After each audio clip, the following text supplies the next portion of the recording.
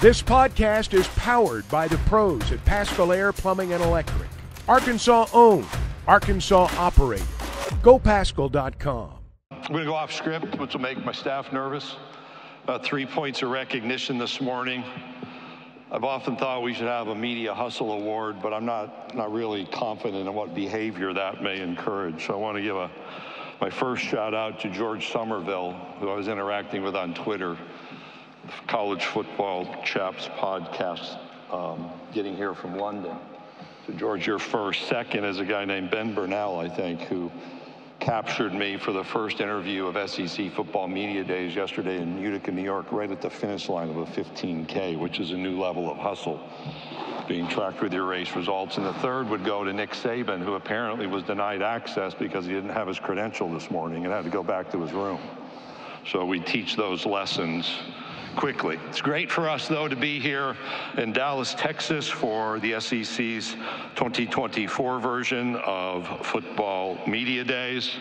We're thrilled to be in a city where Dak is the quarterback, where the Dallas Mavericks made a run to the NBA Finals with a number of players from the SEC, including Kentucky's PJ, Washington's, Arkansas's Daniel Gafford, and South Carolina's AJ Lawson, where our 2019 Women's Basketball Player of the Year and Mississippi State alum Tierra McCown is part of the Dallas Wings, where over in Arlington, Florida's Wyatt Langford is having an impact in his rookie season for the Texas Rangers. And tomorrow night in Globe Life Field, Paul Skeens from LSU, now Pittsburgh Pirate, will take the mound as the starting pitcher for the National League in the All-Star game.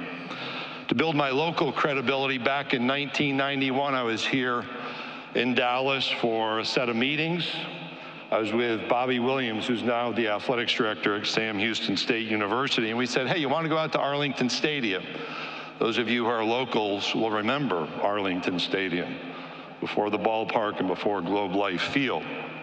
Nolan Ryan was pitching that night against the Toronto Blue Jays, and I brought, just to prove my credibility, the ticket from his 7th no-hitter that I attended while I lived here in Dallas, because I spent 11 great years of my career here. Our 2 daughters were born just north in McKinney, Texas.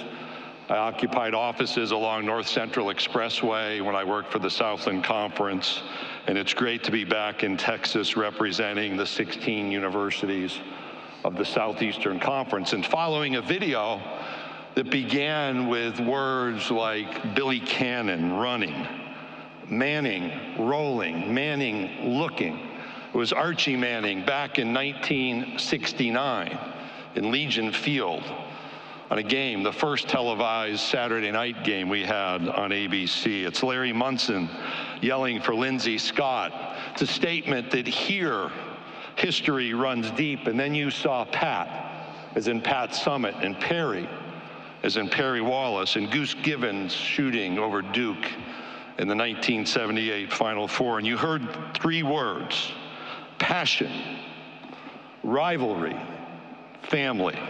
You saw confettis, you saw trophies, you saw champions, you saw celebrations, you saw a quarterback leading the marching band, and you saw Olympic medalist after Olympic medalist. That's the imagery to which we're accustomed in the SEC. And then you saw something new. You saw Bevo, and you saw the Sooner Schooner. And you heard from 14 deep to 16 strong. 16 is our today, and 16 is our tomorrow.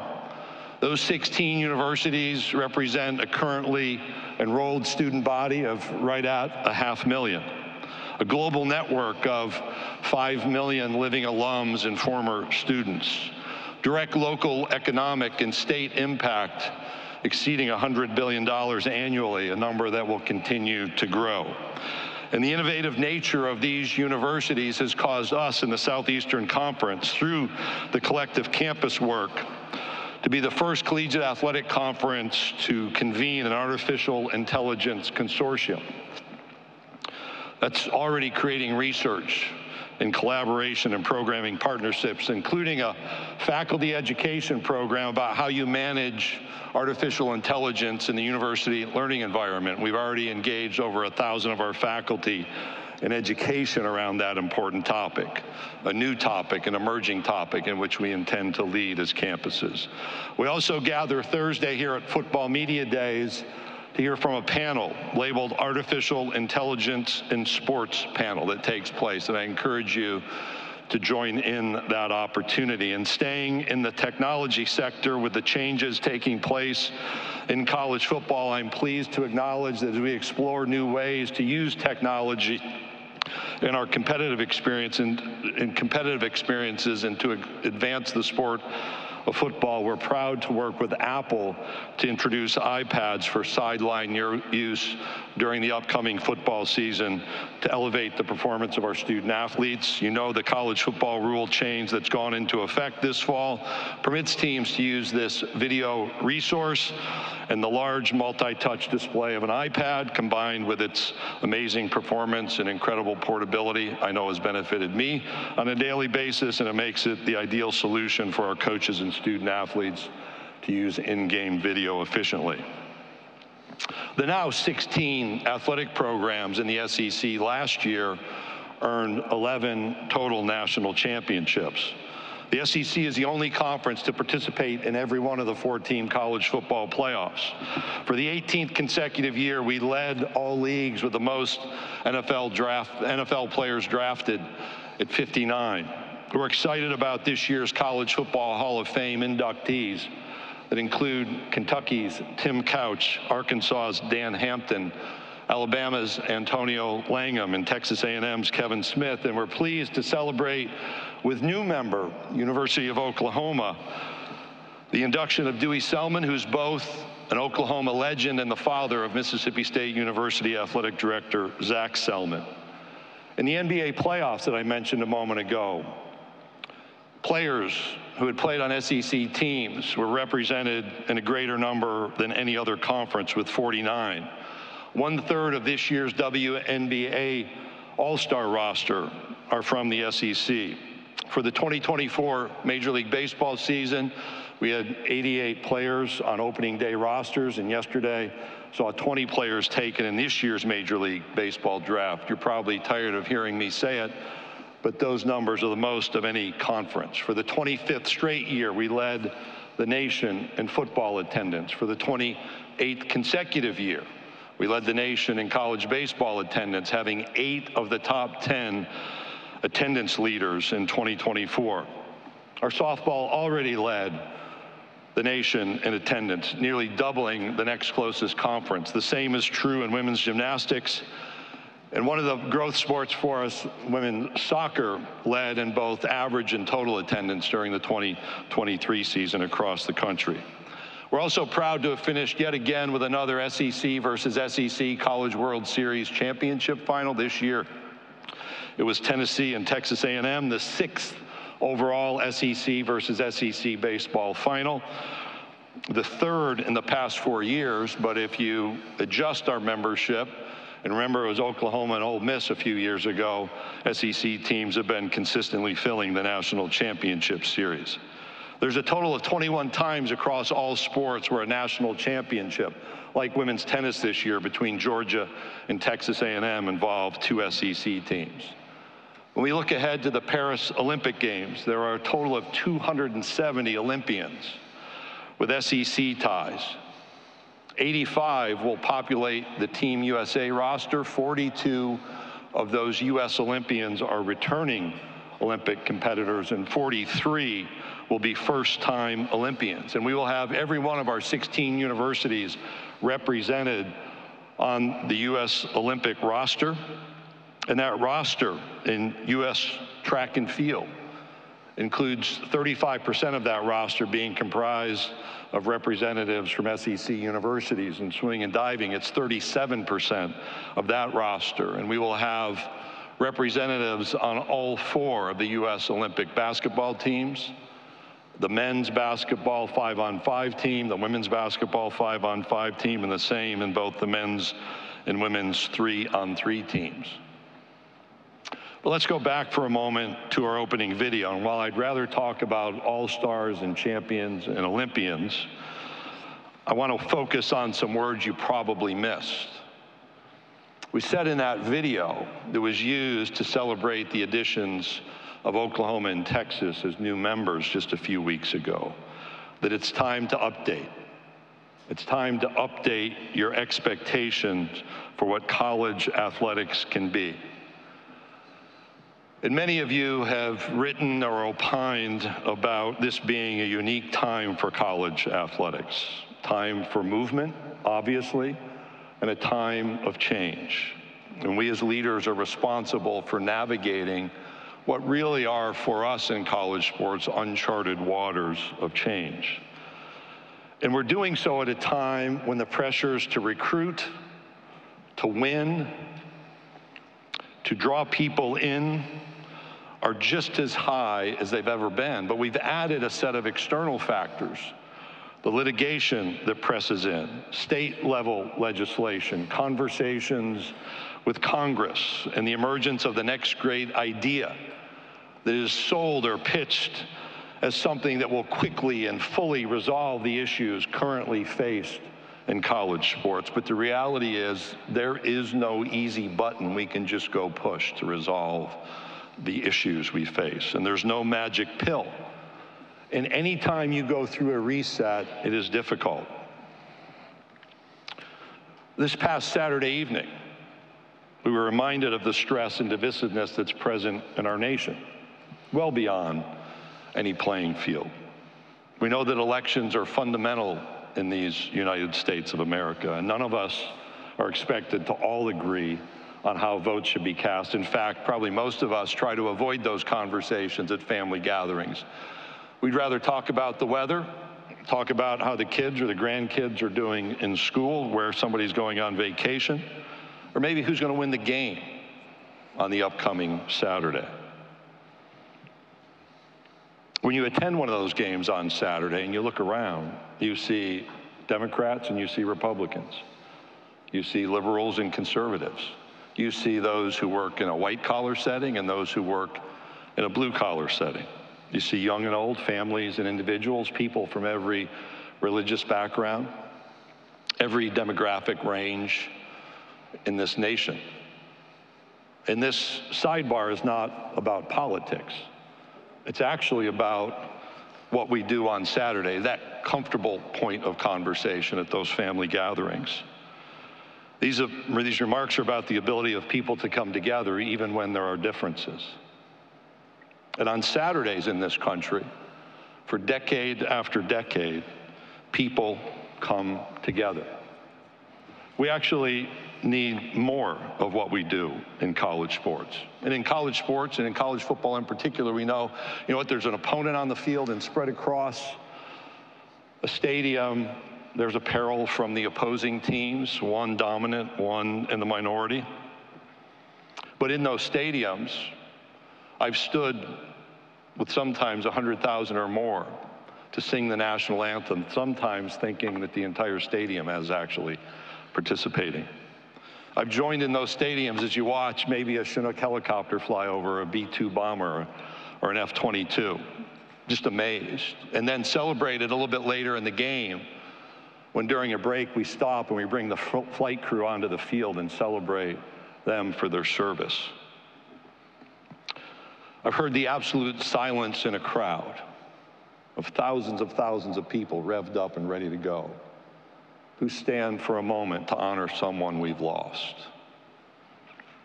We actually need more of those unifying moments in this country, and that's why I say again, we need more of what college football does in this nation, not less. We need more of what college sports does, because that unity I talked about and those variances that exist within a crowd aren't just in a football stadium. You see them at baseball games and basketball games and along all of those sports that I cited just a moment ago. In fact, if you drove in on a morning to Hoover, Alabama, to our baseball tournament, you would see tents pitched with university logos and colors of a particular fan base. And it's not long before somebody else starts to trickle in. And I can recall this year seeing a South Carolina tent pitched right as I drove in, and underneath there are Vanderbilt fans and Tennessee fans gathered having a conversation. They're actually smiling despite being dressed differently. Under an Auburn tent, Florida fans and Georgia fans gather for those same conversations. That's the reality that we need and the lessons that we can learn through college sports. We need more of those unifying moments. And again, I'll say we need more of what college football and college sports does and can do, because we're at a time filled with uncertainty.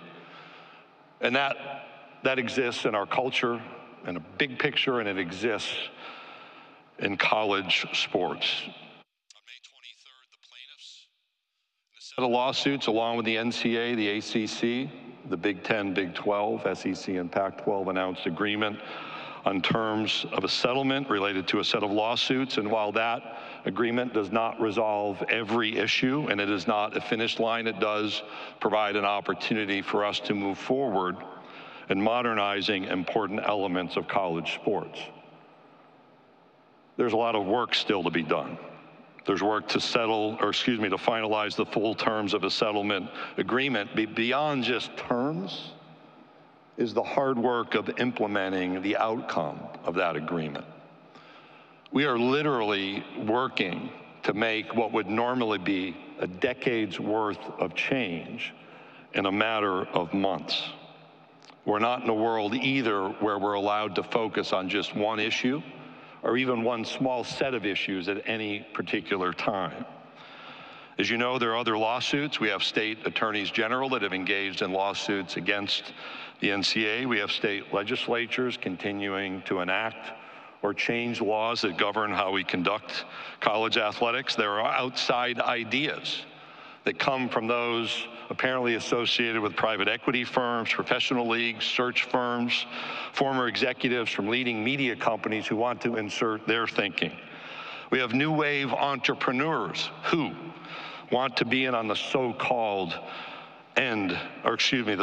front end of a new paradigm for college athletics. But it's our leadership responsibility to figure this out.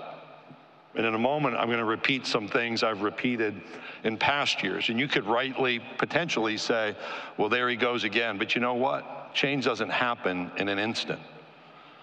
And we're dealing with an incredibly complex set of issues that when I sit down with some of those leaders in the areas that I mentioned, and I describe the various challenges we face, it is universal.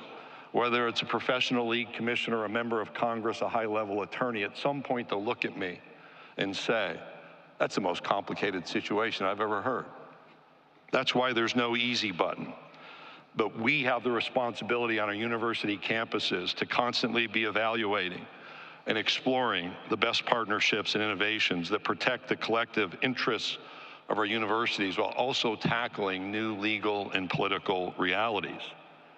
But you know what? We also have to do that in a way that continues to engage with our fans, that continues to honor the traditions that are important to our campuses and our communities. And yes, we're going to seek to capitalize on new revenue opportunities that support our athletics programs and our student athlete participants. We've been incredibly successful, and I understand why so many outside of the campus and conference realm are interested in coming in and being a part of it. But that responsibility lies with us to bring people into the solution, not to cede authority to external actors. We know who we are. In the Southeastern Conference, we're the one conference at this level where the name still means something. The southeastern part of the United States, where when we expanded, we actually restored historic rivalries while adding only 100 miles to the longest campus-to-campus trip our student athletes will experience. We're a conference where in survey after survey, we have the most avid fans by comparison. Not just the most draft picks, not just the most teams in a championship, but the people around our programs who want us to lead. Again, not give authority away. They're passionate about their team and the competition among their team and their rivals in the Southeastern Conference. We have dates that have meaning that we understand in this culture. They're passionate about those longtime rivalries, passionate about the opportunity to spend a Saturday in their favorite football stadium, maybe visit a new place, or maybe from time to time tour all the stadiums in the SEC. We in the SEC, we know the importance of education, what it can mean in the life of a young person. You know what? There's more money involved. We also know that there's more graduation success involved, and there's more opportunities to bring people back who may have left after their playing experience was complete without finishing their degree. Nobody needs to tell us to provide that opportunity. That's who we are. The number of former competitors I encounter, whether they're Olympians now or professional athletes who had an SEC playing experience, maybe they're on the sideline to be presented an award or just to be honored for what they contributed to that campus. Frequently I'll ask, well, why did you decide to come back? And with the same level of frequency, those young people tell me, this became home. That doesn't happen with some set of abstract ideas. It happens because there was something very different about college athletics and college athletics in the Southeastern Conference than there is at the professional level. We know we have a responsibility to deal with our shortcomings. We know we have to act to solve our own problems, and we're doing that just now. But we want the college football playoff. America wants the Final Four. We desire a college World Series or a college cup, and to do so, we need national standards. And here's where I restate some things I've said before. And I'm actually the voice of our student athletes because they have said over and over, we deserve better as student athletes than to have a patchwork of state laws that tell us how to manage our name, image, and likeness. We deserve better than a race to the bottom for competitive purposes on a state-by-state basis. And we as student athletes want to know when we line up for a kickoff, tip-off in a basketball game, first pitch in a softball or baseball game, that the people occupying the other uniforms are governed by the same set of standards governing us. We've also experienced change in sports gambling. And we've seen some really difficult stories play out at the professional level where people have lost their careers. Last year I spoke about a head coach who had lost an opportunity in our own league. And I'll say again, it's not good enough for states just to allow legalized sports gambling. They owe protection to the participants. And the online and direct pressures that come from those who aren't successful in their gambling decisions affect our participants. In every state that has legalized sports gambling needs to put in place clearly stated laws that protect participants from hostile behavior. We're going to continue our dialogue with Congress. Again, we're going to have to make decisions on our own. We have to do those with the right legal counsel. But Congress is a place that can help set national standards and address the issues our student athletes have raised. We're not waiting for change to land in our laps. We have a responsibility to engage with our congressional leaders. Our leaders are elected to lead, and I appreciate those conversations. But on behalf of the now over 8,000 student athletes in the Southeastern Conference, the future doctors and lawyers and engineers and teachers and nurses and real estate agents, the leaders of tomorrow, my ask again is that Congress continue not only to engage in conversation, but help with us resolve some of these outstanding issues and restore clear national standards for college athletics. I told you earlier it's good to be in Dallas. I hope you have four great days. I'm going to shift from the heavy to just acknowledge a few things. First, thanks to our SEC staff.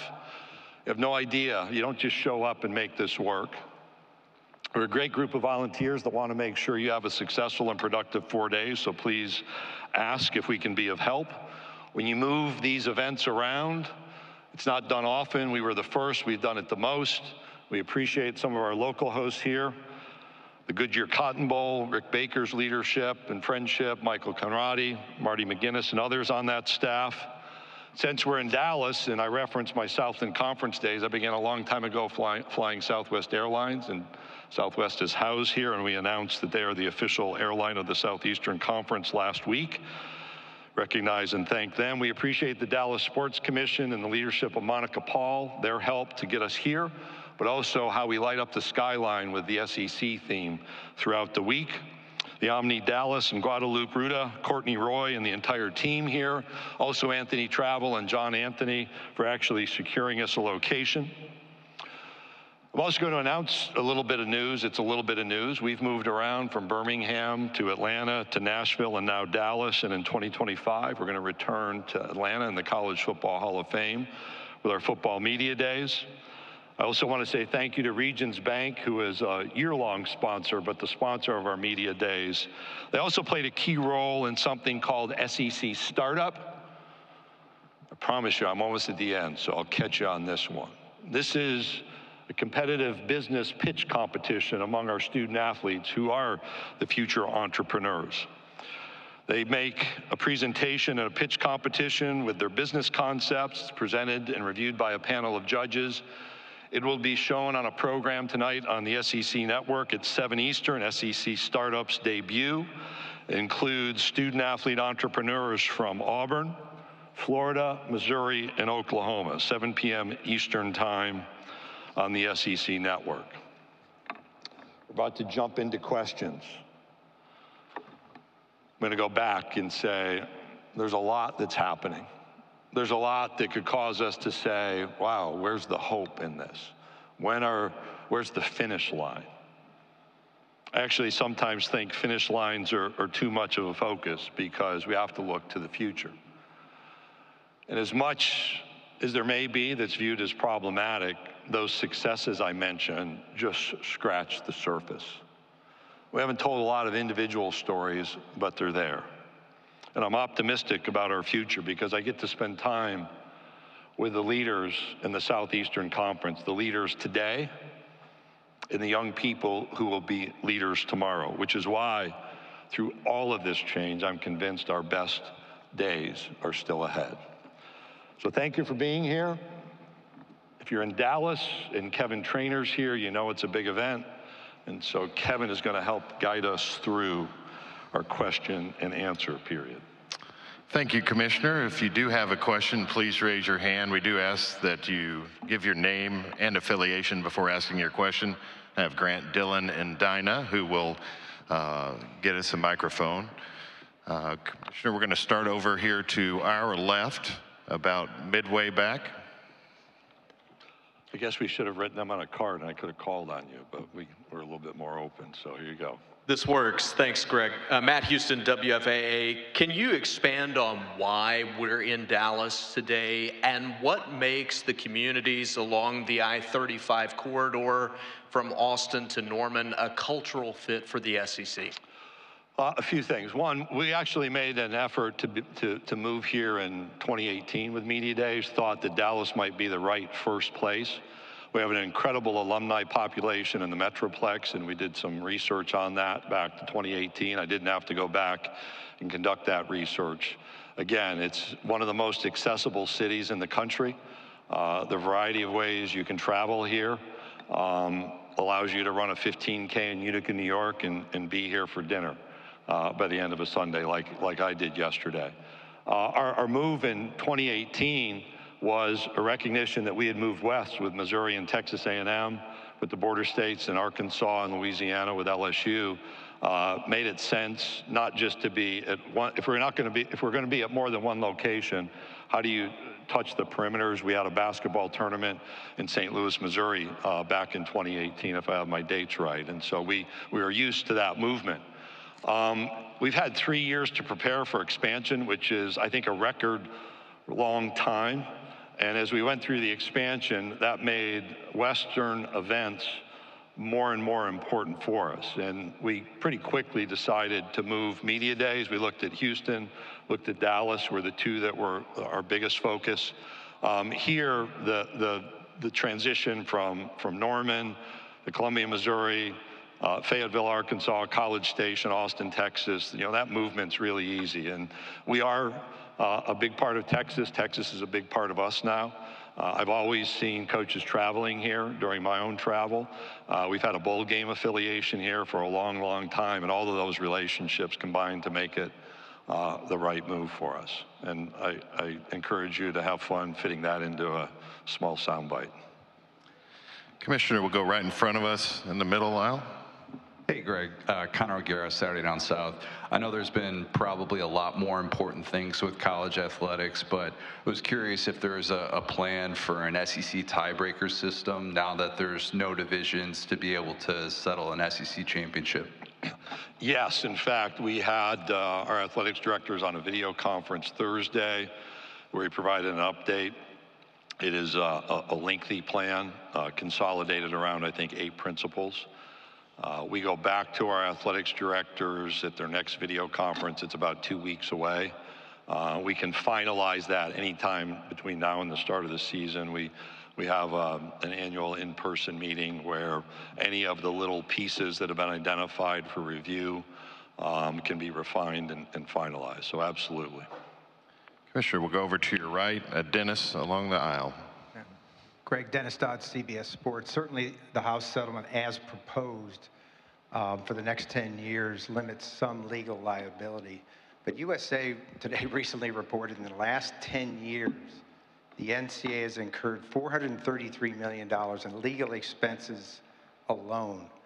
Anybody can sue anybody for anything. But how do you lower the temperature on that? Part of the current settlement effort is to resolve, to the extent we can resolve as much as possible, to do just that. We're not alone in college athletics at being pursued from a litigation front. You saw what happened in the NFL's Sunday ticket decision. You look at Major League Soccer, just doing research on Law 360.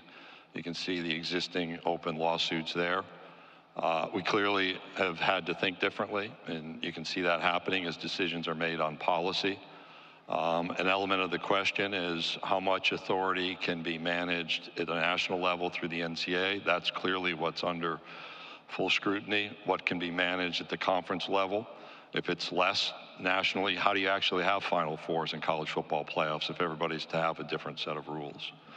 I also would observe that when you look at litigation that exists at the professional level, it's not an indication that that model solves all litigation threats.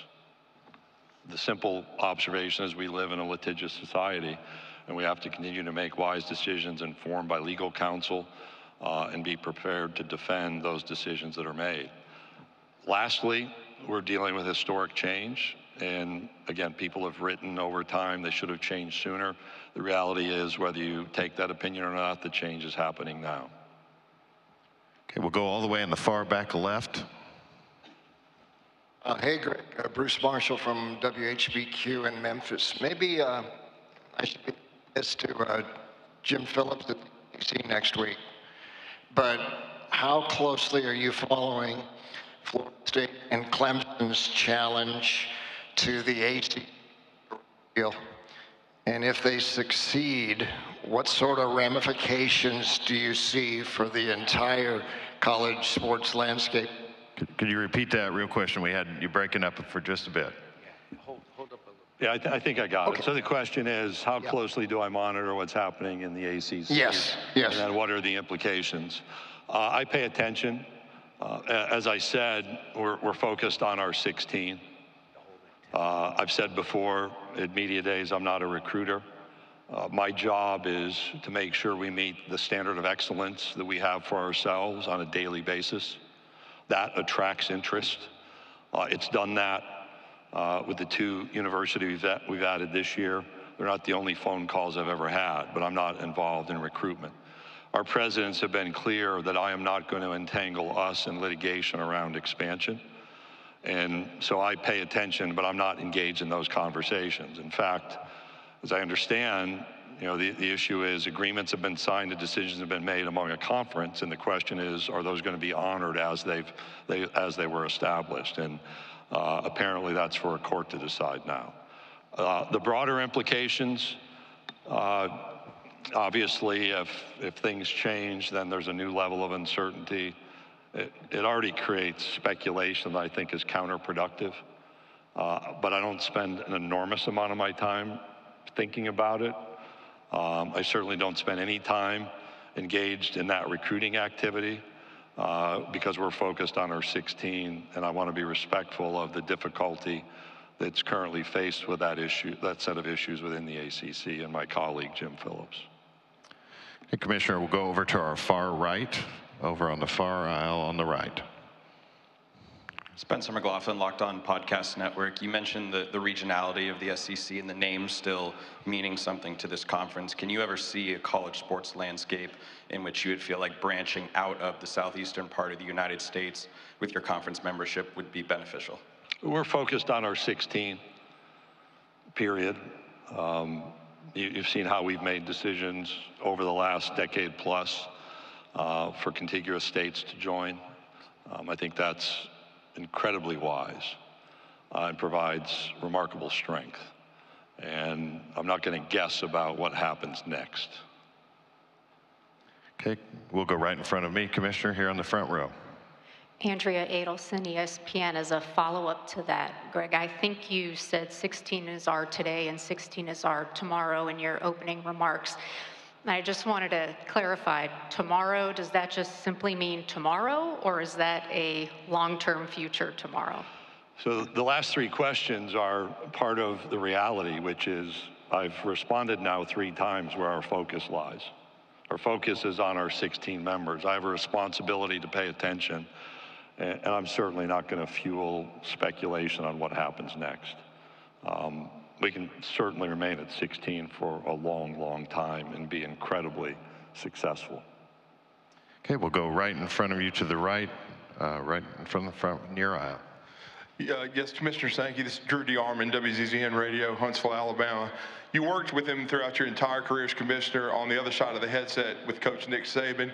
But what can he do to help our league continue to grow and navigate the ever-changing world of NIL and the transfer portal now as a member of the media and a voice of college football?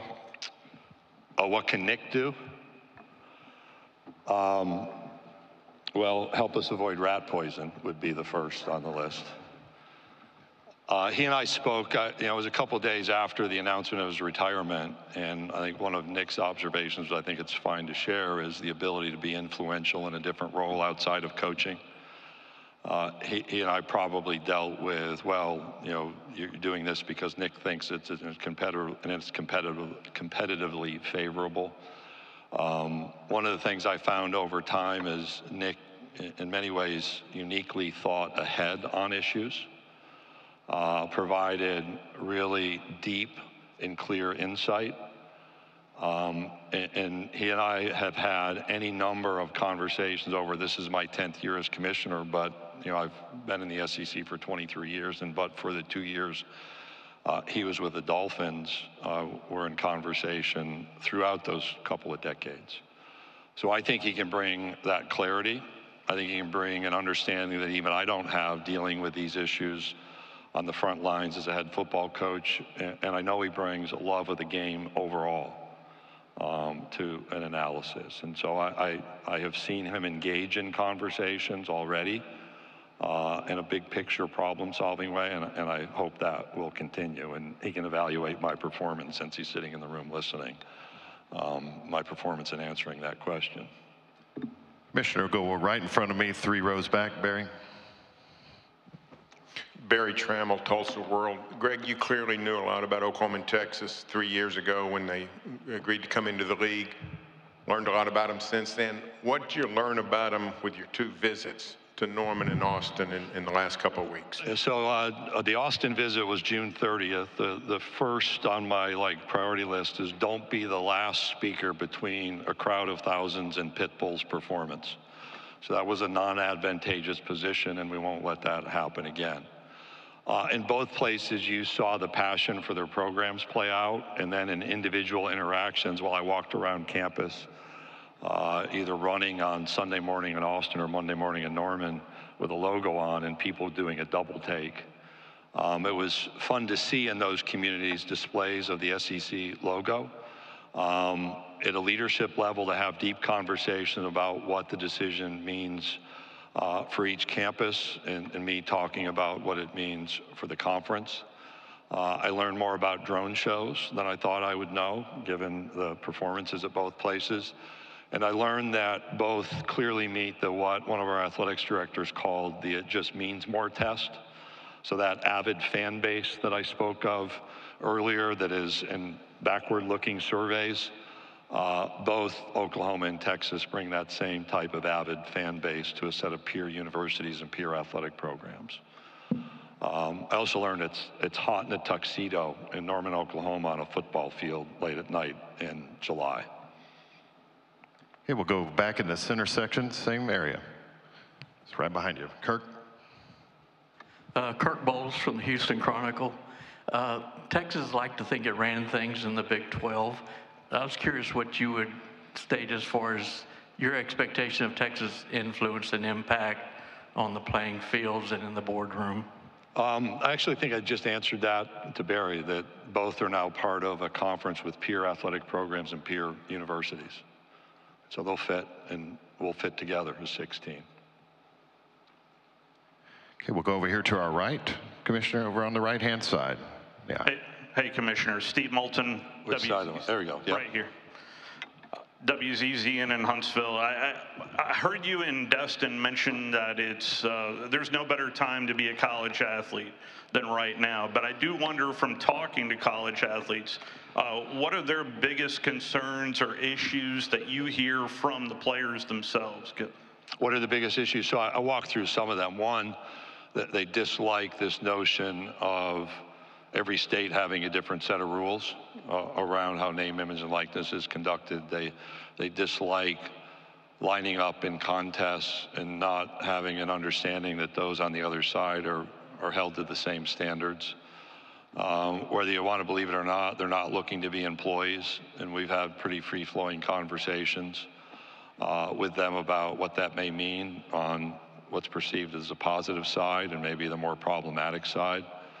One of my really great conversations, Henry Coleman III, who plays basketball at Texas A&M, right after we announced expansion, Henry was on our men's basketball leadership council call and asked, when are they going to join? And I said, is that because you don't want to play your in-state rival, or you do? And he said, I want to play them as soon as I can. Our student athletes want great competition. They want the excitement of our stadiums and our arenas. They want to be against the highest level of competition. My reference to baseball is not accidental. I think the improvement of our baseball is in part about how our programs have positioned themselves, invested in facilities to attract coaching talent, and that attracts talented players who want to line up and compete against each other. Those are quick elements. They want to know that they're going to be supported. If they're injured, they want to be cared for. They want to know that they have mental wellness care and support available. They tell us that mental wellness area, they want us to eliminate any barriers or perceived roadblocks, them accessing that might be viewed as problematic. So maybe some distance from their coaching staff just so they can have a safe space when it's needed. And they want to play for a championship in a meaningful way. Okay, Commissioner, we'll take one final question over to our left here on the near aisle. Ralph's been diligent, so I'm going to call an audible too, to my right after. So two, Kevin. Good morning. Good morning, Commissioner. You talked repeatedly this morning about being focused on your 16. Can you talk about the impact that Texas and Oklahoma are going to have on league revenues and what your outlook is for the current TV contracts and what they can expect as far as bringing in more money? Well, we don't parse out our money because we just add to. Our revenue is generated by 16. And clearly the revenue happens at a couple different ways. One is at a national level. So competitively, there are opportunities, whether it's the college football playoff, NCAA tournament revenues that are available. With more, you have more mouths to feed, but more opportunities to access those types of postseason revenue, the same with bowl games. You have conference revenue, so we have media contracts that can be adjusted. We have a network that draws eyeballs in on a national basis. All 16 of our schools combined to create that interest. And then at the local level, their positioning of their programs, whether it's football, basketball, gymnastics, baseball, soccer, how do they draw people in? How do they monetize that interest? All of those are, if you will, seamless across all 16 of our universities. And certainly when you add the history of both of those football programs, it creates interest. There's one place on the globe this fall where there'll be an F1 race in a college football game at the highest level, and that's in Austin, Texas. That's going to be an incredibly high demand ticket. You think about Texas playing at Texas A&M, the interest in that game. But I shared when Kentucky first visited College Station for football, they brought 10 to 12,000 fans because that's what we do together. That's why I don't break things out into just 2. It's about 16 working together really well. I'm going to call on Ralph. Okay. I know your power, Mr. Moderator, but Ralph Russo from AP. Thanks. A New York Mets fan, but other than that, he's generally okay. Thanks, Greg. I appreciate that, and thank you, Kevin.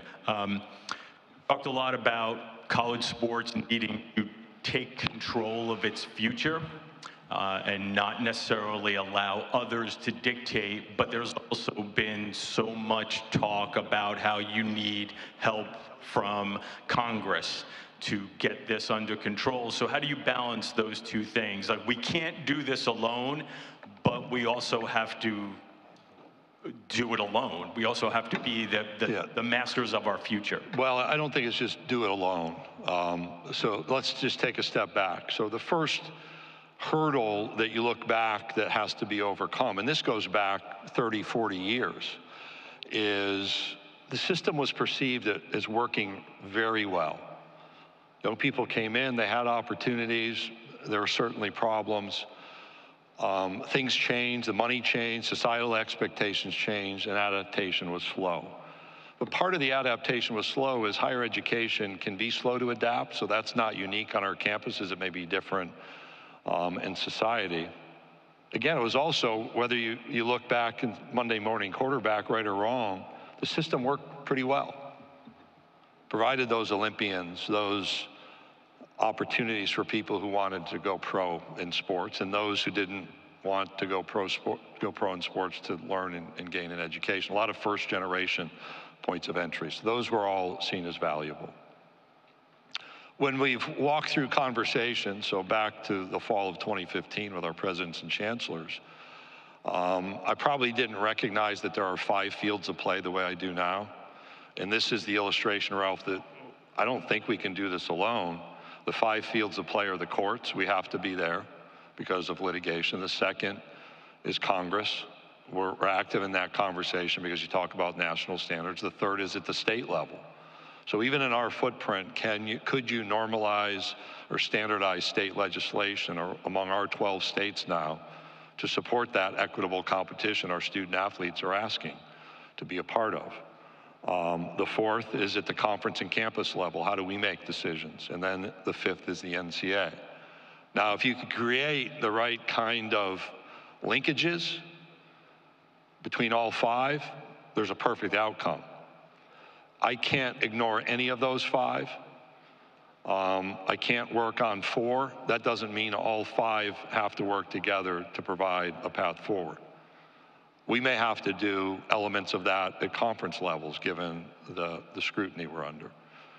But it would certainly be a much more healthy conversation if that could happen consistently at a national level. I hope that's responsive and it illustrates both the why did it take so long. That's a little bit of our history in higher education.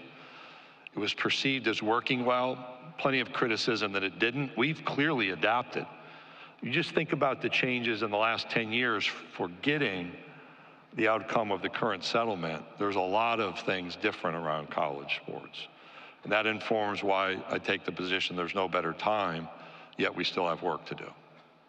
BetOnline is your #1 source for all your betting needs. Get the latest odds, lines, and matchup reports for baseball, boxing, golf, and more. BetOnline continues to be the fastest and easiest way to place your wagers, including live betting and your favorite casino and card games available to play right from your phone. Head to the website or use your mobile device to sign up today and get in on the action. Remember to use our promo code BELIEVE, that's BLEAV, for your 50% welcome bonus on your first deposit. Bet online, where the game starts.